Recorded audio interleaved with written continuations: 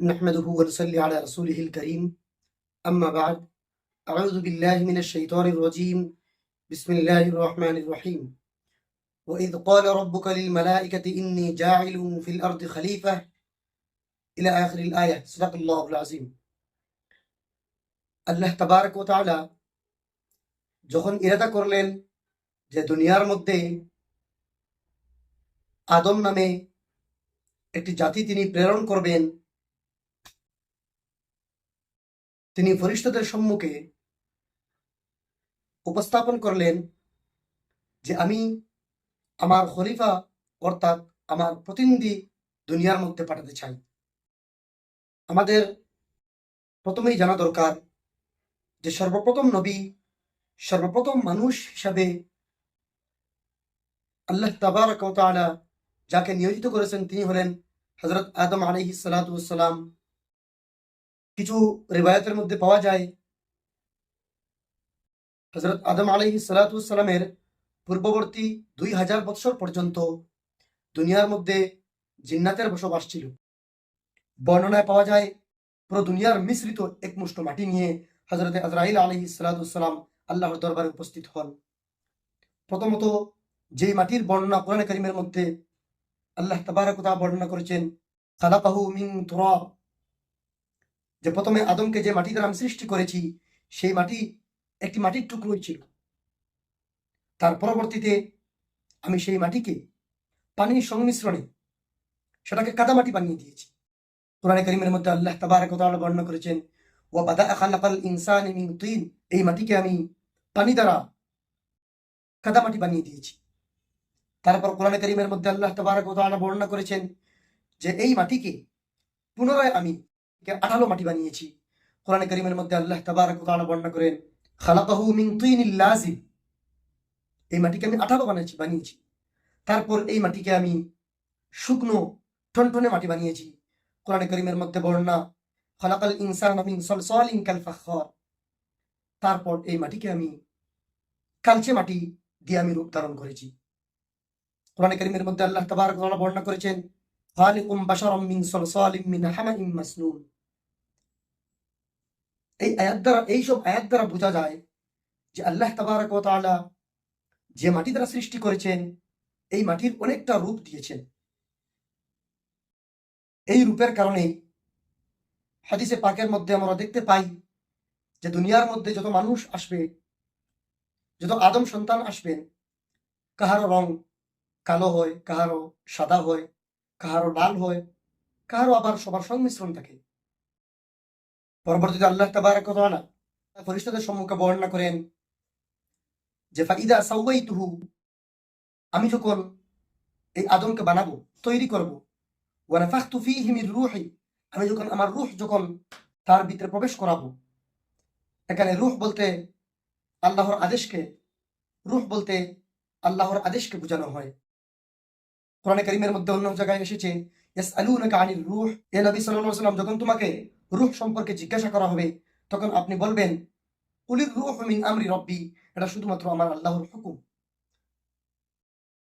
সেই হিসাবে ফানাফাখতু ফীহি মির রূহি, যখন আমি আমার রূহ তার ভিতরে প্রবেশ করাবো, অর্থাৎ আমি যখন আদেশ দিব আদম তৈরি হয়ে যাবে, ফাকাউ লাহু সাজিদিন, তোমরা সবাই অর্থাৎ ফেরেশতারা তোমরা সিজদায় লুটিয়ে পড়বে।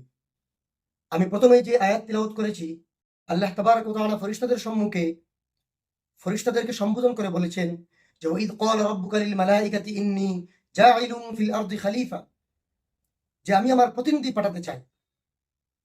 ক্বালু আতাজআলু ফীহা মান ইউফসিদু ফীহা ওয়া ইয়াসফিকুদ দিমা, তখন ফেরেশতারা বললেন যে ইয়া আল্লাহ, এরা তো দুনিয়ার মধ্যে গিয়ে ঝগড়া ফসাদ করবে, লড়াই করবে, মারামারি কাটাকাটি করবে, একজনে আরেকজনের খুন করবে।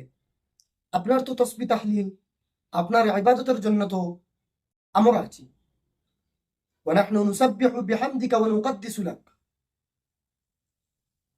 আল্লাহ তাবারক ওয়া তাআলা তাদের জবাব দিয়েছেন ক্বালা ইন্নী আ'লামু মা লা তা'লামুন, আমি যা জানি তোমরা তা জানো না।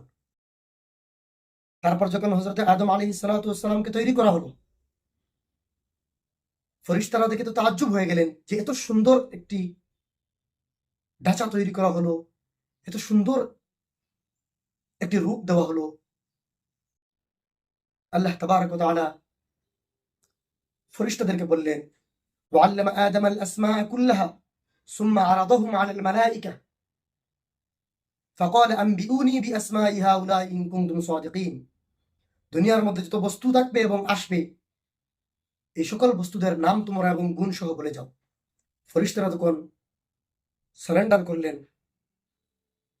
এবং বললেন, লা ইলমা লানা ইল্লা মা আল্লামতানা। আপনি আমাদেরকে যা শিক্ষা দিয়েছেন তাই আমরা জানি, এছাড়া আমরা কিছুই জানি না। তারপর যখন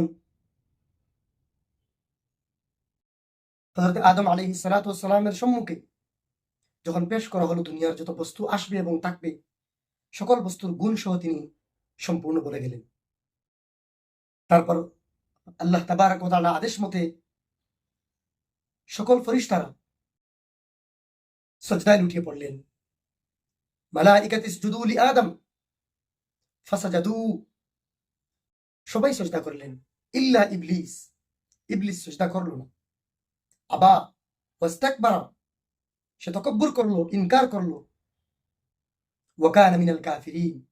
আল্লাহ তাবারক ওয়া তাআলা তখন শয়তানকে বললেন যে তুই কেন সজদা করলি না, আমার হুকুম কেন তামিল করলি না? শয়তান তখন বলল, আমি তো আগুনের সৃষ্টি, আদম তো মাটির সৃষ্টি, আমি আদম থেকেও কয়েক গুণ মর্যাদা সম্পন্ন। আল্লাহ তাবারক ওয়া তাআলার এই কথা বরদাস্ত হলো না। তিনি তাকে মরদুদ নামে অভিহিত করলেন এবং তাকে বেহেশত থেকে চলে যেতে বললেন। এই আদমকে যখন তৈরি করা হয়েছিল, তখন কয়েকটি রিওয়ায়াতের মধ্যে পাওয়া যায় যে ওনার লম্বাই ছিল 60 গজ, অর্থাৎ 90 ফিটের মতো। যখন হযরত আদম আলাইহিস সালাতু ওয়াস সালামকে আল্লাহ তাবারক ওয়া তাআলা বেহেশতের মধ্যে প্রবেশ করালেন, তখন এই শয়তান ইবলিস সে যখন চলে যাবে, তখন আল্লাহর কাছে সে চেয়ে নিল যে আল্লাহ, আমি তো আপনার দরবারে হাজার হাজার বছর আমি ইবাদত করেছি, তার পরিবর্তে আমি আপনার কাছে আমার কিয়ামত পর্যন্ত আমি যেন জীবিত থাকি, তারপর আমি যেন আদম সন্তানের রক্তের মধ্যে বসবাস করতে পারি। কেননা যে আদমের কারণে আমি আজ বেহেশত থেকে বের হয়ে যাচ্ছি, সেই আদমকে তথা এই আদমের পুরো সন্তানকে আমি দুজকে নিয়ে যাব, জাহান্নামের বানাবো। পরবর্তীতে যখন হযরত আদম আলাইহিস সালাতু ওয়াস সালামকে আল্লাহ তাবারক ওয়া তাআলা বেহেশতের মধ্যে প্রবেশ করালেন, অনেক সুখ শান্তিতে বসবাস করতেছেন, সুখের কোনো কমি নেই। তিনি ঘুমিয়েছিলেন। আল্লাহর আদেশে হযরত আদম আলাইহিস সালাতু ওয়াস সালামের বাম পাজরের পাশ থেকে হাওয়া আলাইহিস সালাতু ওয়াস সালামকে জন্ম দিলেন এবং দূরে সরিয়ে রাখলেন। যখন হযরত আদমের নিদ্রা ভঙ্গ হলো এবং অনেক সুন্দর রূপবতী হাওয়াকে দেখতে পেলেন, তার মন চাইল যে সেখানে যাওয়ার জন্য। তখন ফেরেশতারা বললেন, আপনি যান, কিন্তু হালাল ভাবে যান। হযরত আদম বললেন, হালাল পন্থা কি? ফেরেশতারা বললেন, আপনি মেহের আদা করেন, তারপরে যান। তখন মেহের কি দিবেন? ফেরেশতারা বললেন, আল্লাহর হাবিব মুহাম্মদ মুস্তাফা সাল্লাল্লাহু আলাইহি সাল্লামের উপর 3 বার অথবা 10 বার দুরূদ শরীফ পাঠ করে নেন, তা আপনার মেহের হয়ে যাবে। আমাদের নবী হযরত মুহাম্মদ মুস্তাফা সাল্লাল্লাহু আলাইহি সাল্লামের উপর 3 বার দুরূদ শরীফ পাঠ করলেন। আদম আলাইহিস সালাতু ওয়াস সালামকে হাওয়া আলাইহিস সালাতু ওয়াস সালামের সাথে করে দিলেন এবং অনেক সুখে শান্তিতে বেহেশতের মধ্যে জীবনযাপন শুরু করলেন। আল্লাহ তাবারক ওয়া তাআলা তাদেরকে বললেন, উসকুন আনতা ওয়া যাওজুকাল জান্নাহ, তুমি এবং তোমার ওয়াইফকে নিয়ে বেহেশতের মধ্যে শান্তিতে থাকো। ওয়া কুলা মিনহা রাগাদান হাইসু শি'তুমা, বেহেশতের মধ্যে যেখান থেকে চাও তুমি, যা মনে চায় তা তুমি পান করো, যা মনে চায় তা তুমি ভক্ষণ করো। ওয়ালা তাকরাবা হাযিহি শাজারা, কিন্তু এই যে গাছ, এই গাছের নিকটবর্তীও হইও না। ফাতাকুনা মিনাজ জালিমিন, যদি এই গাছের নিকটবর্তী হও তাহলে জালিমদের অন্তর্ভুক্ত হয়ে যাবে। সেই রকম ভাবে চলছে, কিন্তু সেই যে ইবলিস যে আদমের কারণে বেহেশত থেকে বাহির হয়েছে, তার মনে একই পরিকল্পনা চলছে যে কিভাবে এই আদমকে বেহেশত থেকে বাহির করা যায়। নানান ফন্দি করলো। কিছু রেওয়ায়তের মধ্যে পাওয়া যায় 60 বছর বা 100 বছর পর্যন্ত যখন বেহেশতে থাকলেন, পরবর্তী সময় ইবলিস নানান রূপ ধরে আসলো এবং হয়তো হাওয়া আলাইহিস সালাতু ওয়াস সালামকে কুমন্ত্রণা দিতে শুরু করলো এবং বলল যে, তোমরা কি জানো যে আল্লাহ তাবারক ওয়া তাআলা কেন এই গাছের কাছে না যাওয়ার নির্দেশ দিয়েছেন? যদি তোমরা এই ফল ভক্ষণ করে নেও তাহলে তোমরা ফেরেশতা হয়ে যাবে। অন্য রবায়াতে আছে, যদি তোমরা এই ফল ভক্ষণ করে নেও তাহলে তোমাদেরকে এই বেহেশত থেকে আর বাহির করতে পারবেন না।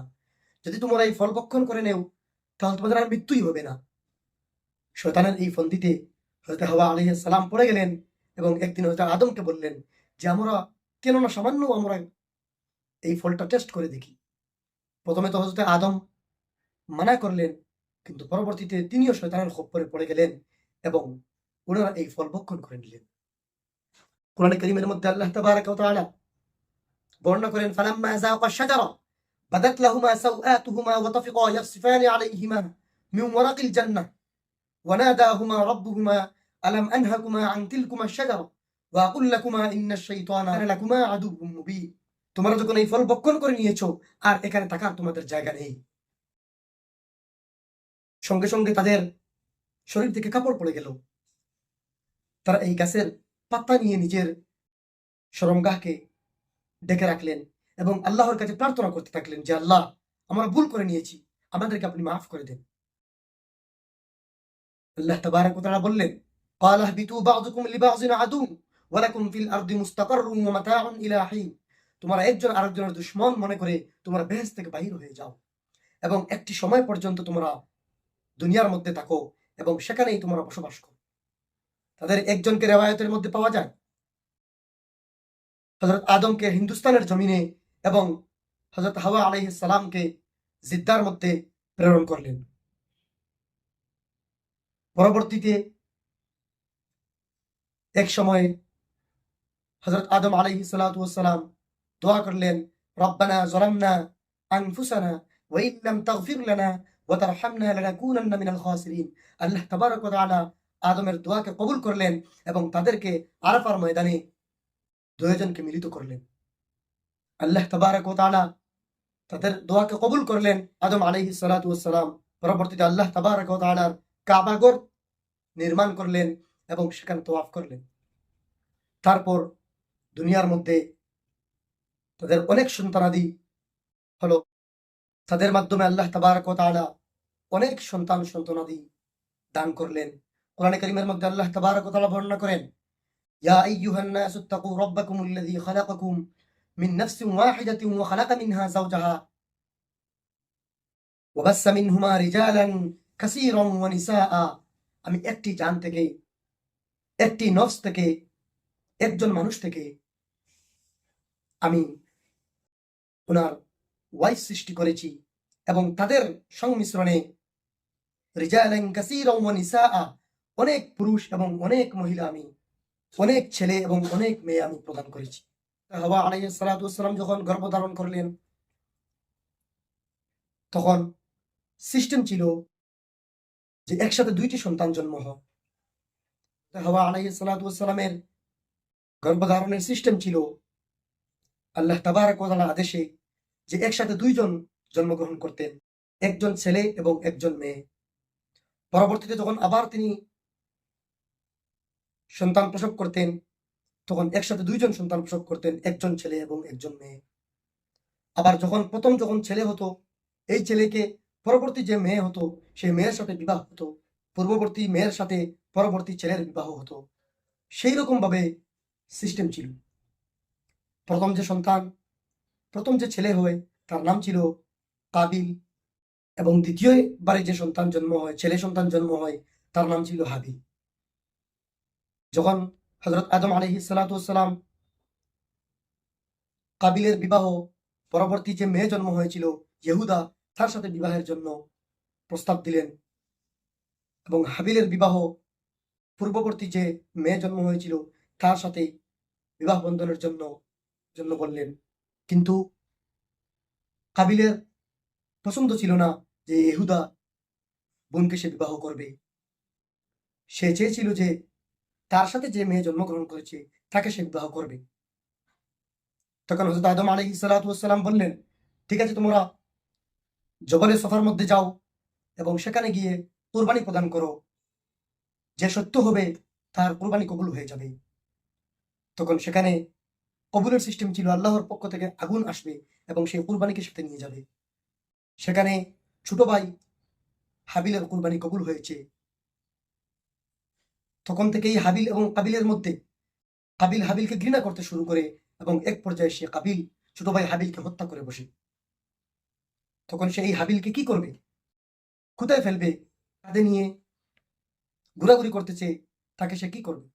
তখন আল্লাহর পক্ষ হতে একটি কৌয়া এসেছে এবং এই কৌয়ায় আল্লাহ তাদেরকে একটি সিস্টেম দেখিয়ে দিলেন।